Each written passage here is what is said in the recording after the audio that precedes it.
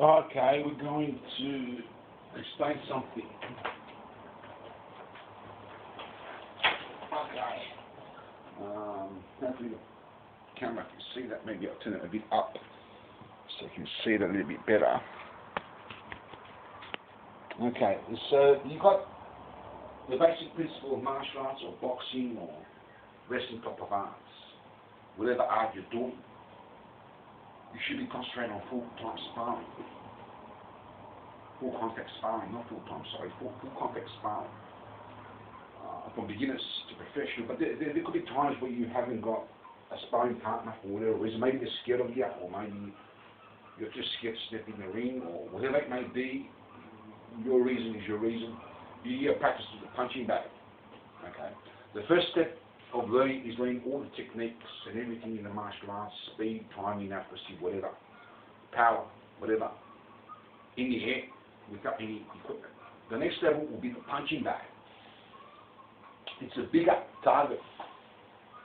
So if I'm going to aim here and miss a little bit, I'm still going to hit the target, unless I miss this way too much. It's a bigger target. But it's much harder to dodge up the line because you've got a bigger movement to move than a round tennis ball that you see me practicing with. It goes both ways. From there, you may have the shields, the equipment, where you hold them and you practice them, or the mittens. Every instructor has their way of teaching. It's basically the same principle. I have a totally different method, although I use every other method too that I have learned. And one method that I'm using is instead of using 4 mittens, the pads here, but partners put 2 each. Now what you do is you have sparring match where the targets are with the pads are, so you don't even protect the gear on. You go for a while and hit kicks, and be very good for the kicks. The kicks need more development in the hands. And in actual combat, you may use the hands more than the feet, no problem with that. But if your feet are developed in balance, okay, then the hands will come more better. That's another subject. But anyway, to develop the feet properly, you need to practice them 10, 20 times more than the hands. And this will help with the feet. And of course, with these, square mittens, you can actually throw some punches if you want, in a classical way. But freedom comes with the feet up. Or whichever way you want to do it.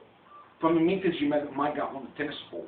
I heard from my brother-in-law that they use that in the army. I'm not sure if it's every army in the world, but some army in the world uses the tennis ball method for self-defense. It's the highest level you can reach in martial arts, other than the actual sparring. Okay, the tennis ball method is very difficult. It's a small ball, and you've got the timing accuracy is very hard to hit. The small balls, there are bigger balls you may see, but the small ones are very hard to hit. There's no use hitting this. If I'm going to miss, if there's an opponent and I cop in the chin here, you can duck out the way or something. Okay, I miss it and I cop it here. Okay, I miss it, and I miss it here and I cop it here. You see, you've got to hit the target. Small balls teach you timing and accuracy. Timing and accuracy is a key factor of power. Doesn't matter how big you are or small, it goes either way. If you can't hit the target, pinpoint, you might as well say you've lost the game. Okay?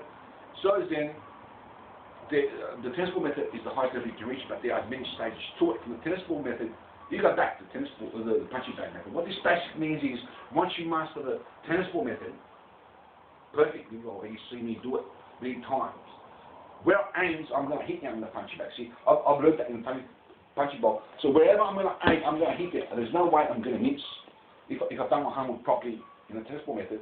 So I can use this now to get more power. At the same time, I can dodge it more at the way. Okay, more at the way, come more out. Okay, rather than just slightly from the tennis ball. In the tennis ball method, as you hit the tennis ball, you may dodge it just a little bit.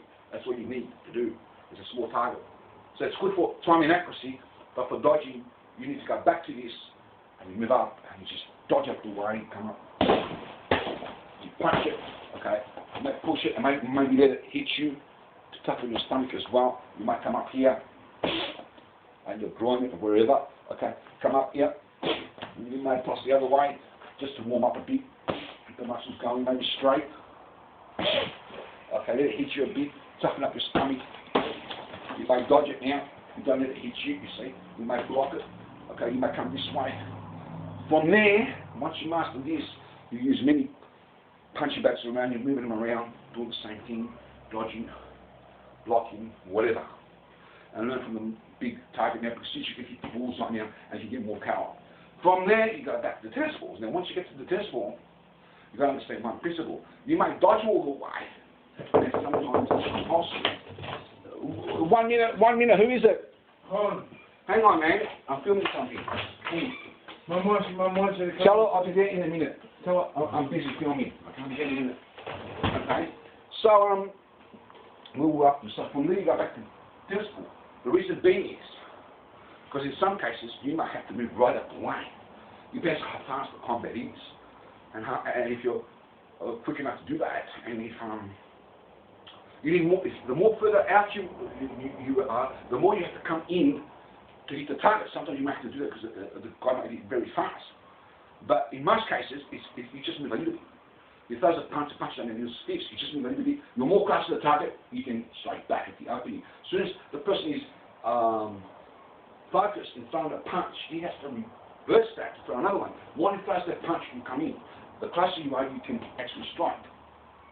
So the big punching bags will teach you to dodge and block and all that, which is compulsory, yes, for in few occasions, and will give you more power, which is really more compulsory at a bigger target. Now that you hit pinpoint, but you've got to go back to tennis balls method before to be able to dodge it this one. So I might demonstrate here with a bit of a punching bag.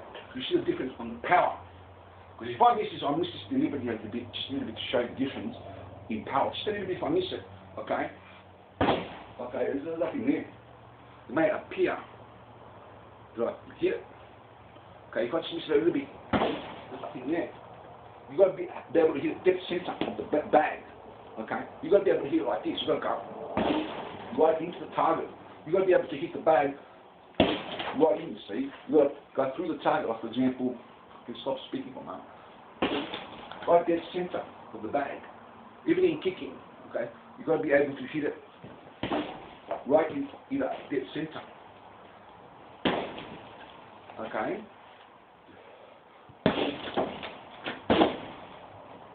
And you might toss it this way and just move out the way. Toss it around here, come more close up and move out the way. Come in, block. Okay. Block again, come in here. And you fill your opponent, you can push, you know, maybe not in the ring, but in the street. Okay? You come in here, bang. Okay? I'm not sure if you can push in the ring actually, but you may come this way, or you may let it hit you to toughen up your stomach. Sometimes you may get hit in the fight. You've got to be able to take it. Come here, you might dodge it the way, now you can move right out the way, or more further out. Come in, I learned to come in quickly, you can move right out, you can now learn to move right out.